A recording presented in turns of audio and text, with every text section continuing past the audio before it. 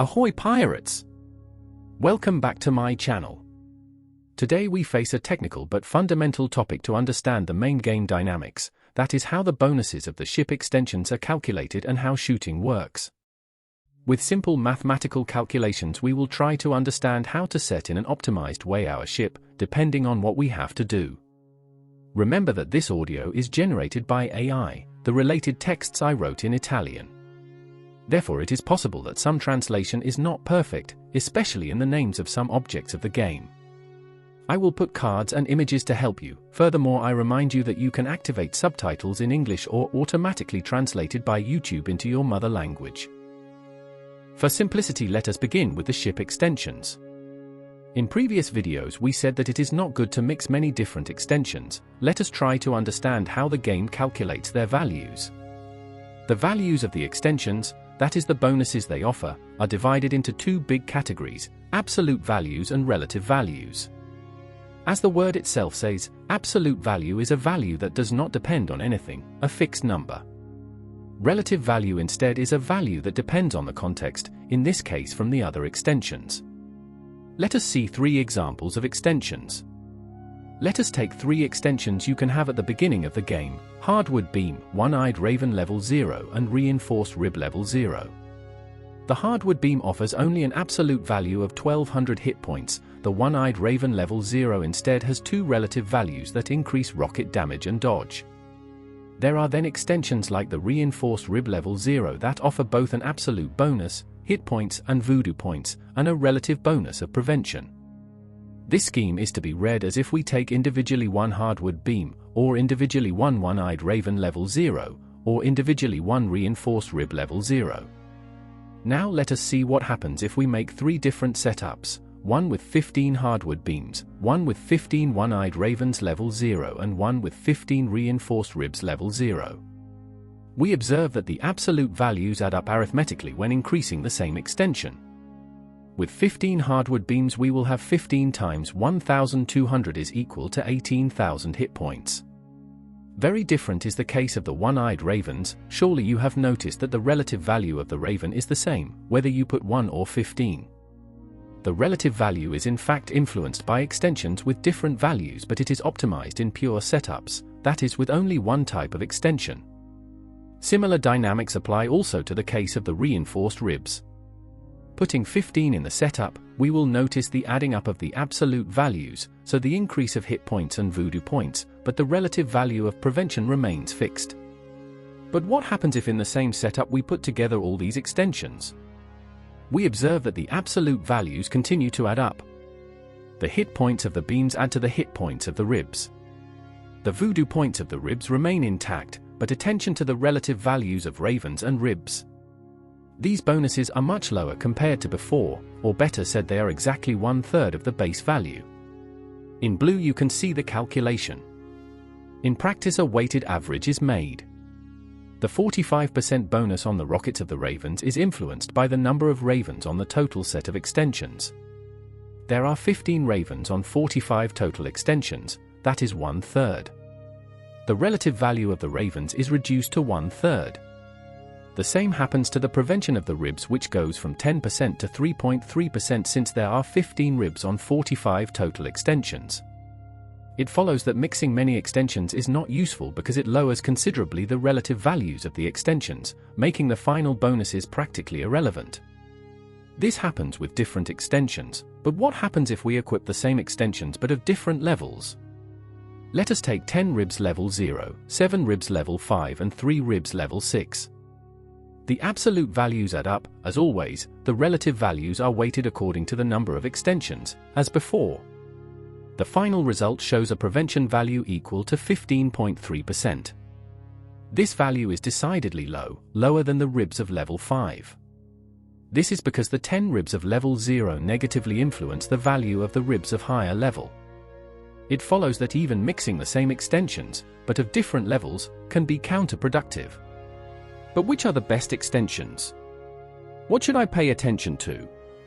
It is not easy to answer this question because in the game there are many different things to do that require a different approach, therefore the use of different extensions.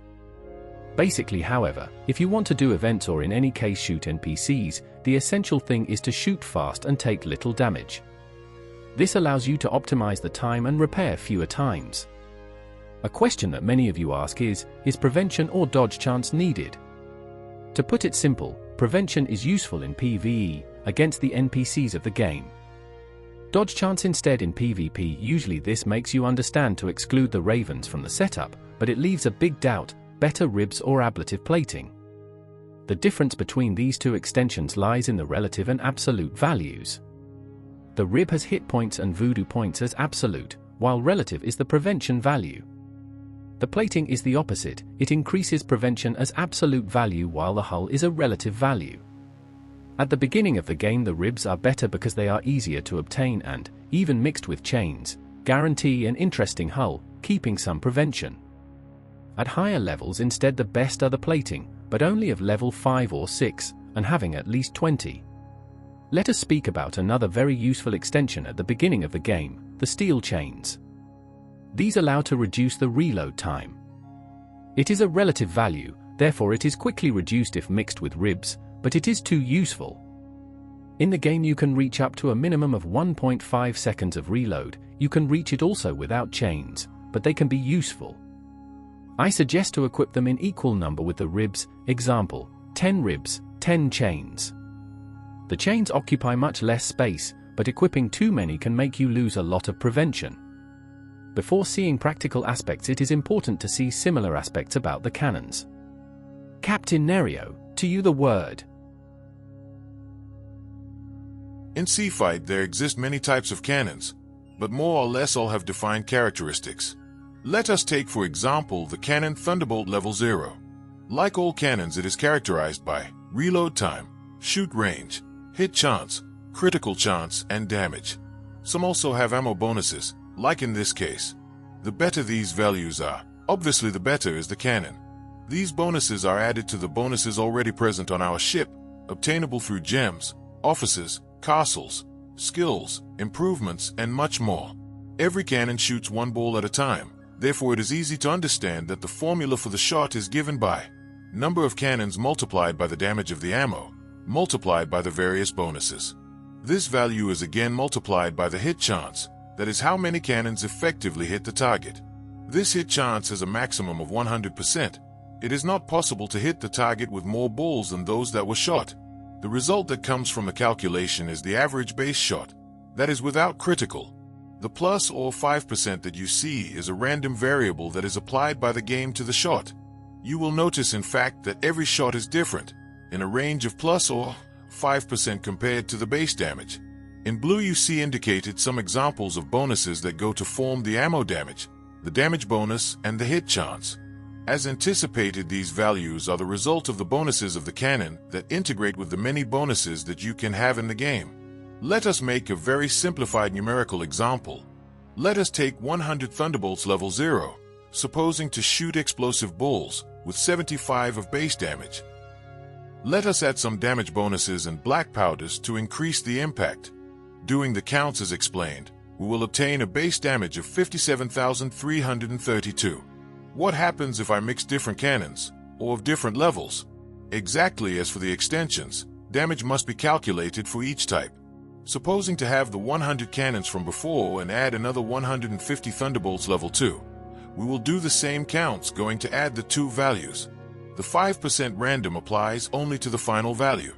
If you are asking why on map 1 you shoot 50,000 with only 10 cannons, this is due to the balancing of maps 1 to 5, which alters all the values to make them standard.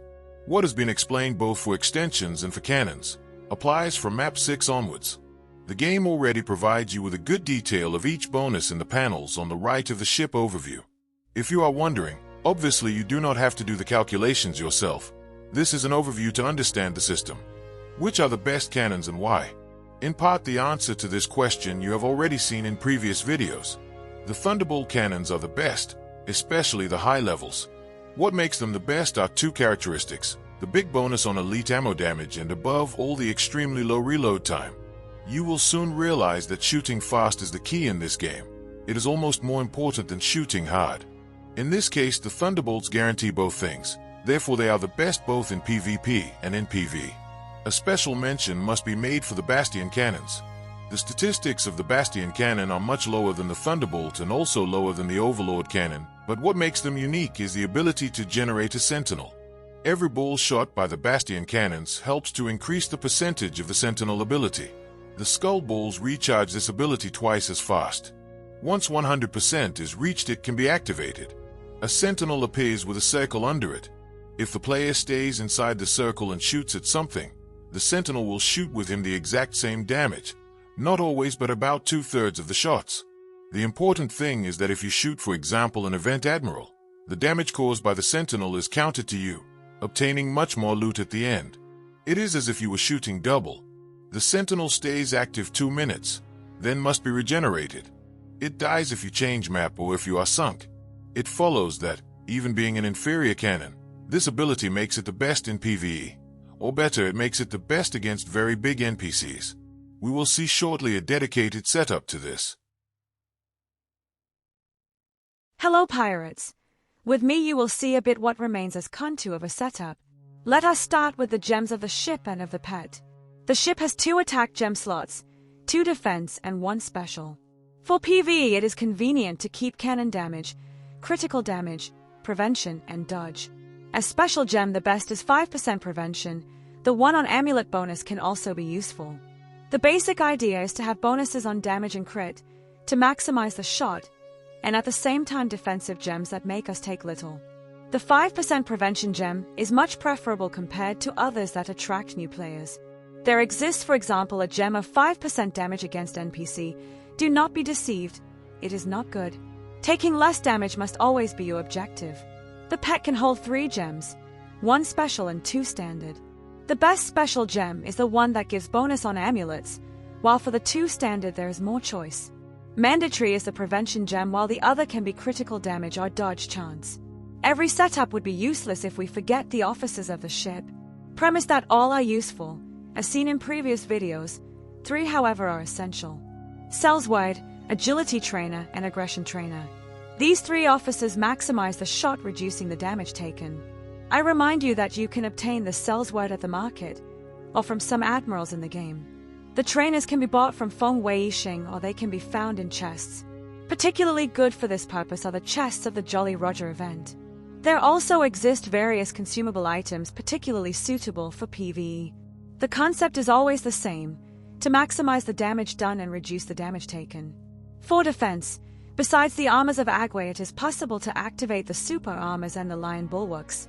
They cost a bit, but they are essential if you want to resist, for example, a big admiral. Bloodlust and recklessness serve to maximize the crits but make you also take much more damage. Surely you understood. Activating Bloodlust and Lion Bulwarks balances the setup and allows to exploit the big crit without remaining too defenseless. The Voodoo and Hit Point amulets serve to repair while in action. It is not possible to repair while shooting or while being targeted. Therefore, using amulets, boosted by the pet gem and by the castles, is a very important weapon. Among the master skills, the Voodoo Evil Eye is something unique. It could be defined as a sort of immortality for 1 minute. Instead of taking damage, it is converted into a regeneration of voodoo. Another immortality is the Captain's Maneuver Raise the Shields that manages to absorb 3 shots. In PvE it is very good because 3 shots are a decent time to recharge an amulet. In PvP it is not good because, for example, if a player shoots you 12 rockets, it absorbs only 3. How to teach a maneuver to the captain we will see in future videos. For the moment you can look on the forum the dedicated guides. After all this theory, let us go to sea to practice. I now leave you a couple of clips where I show you how much difference there is between having equipped or not extensions, or armors.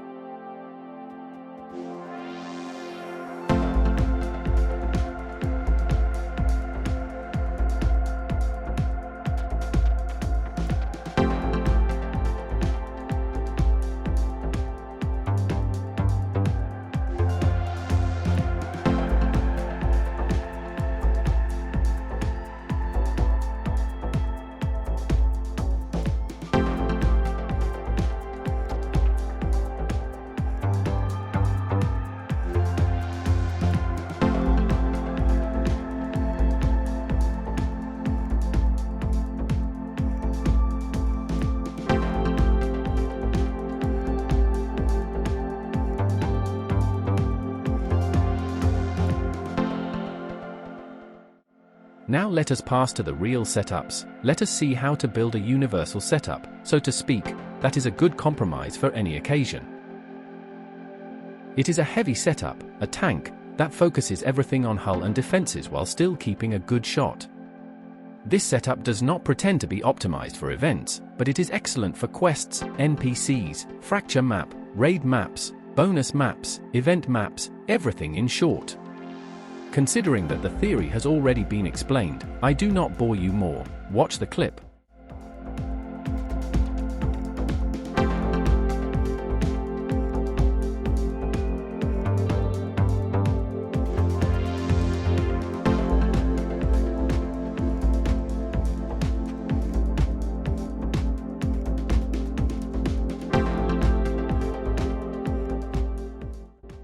If we want a more specific setup for the big event NPCs, over 400 million hit points at least, it is good to introduce the Bastion cannons. As these cannons are a bit slow, we introduce steel chains and activate lion bulwarks and super armors to balance the loss of hull and prevention, as well as to prepare to use bloodlust and recklessness.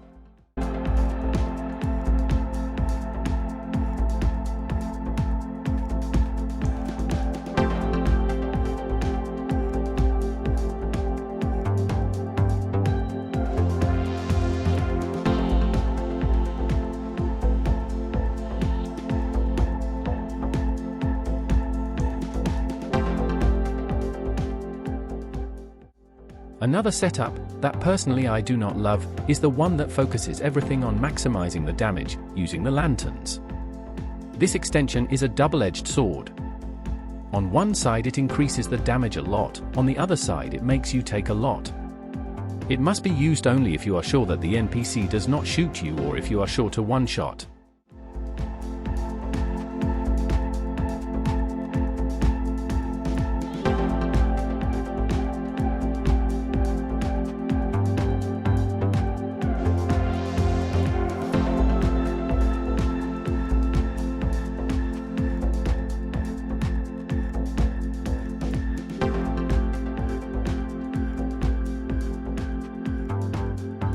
And so we have arrived also today at the end of this video. I cared a lot to make it because many often ask how to set the ship. I hope it was clear. In any case you can ask questions below. See you soon.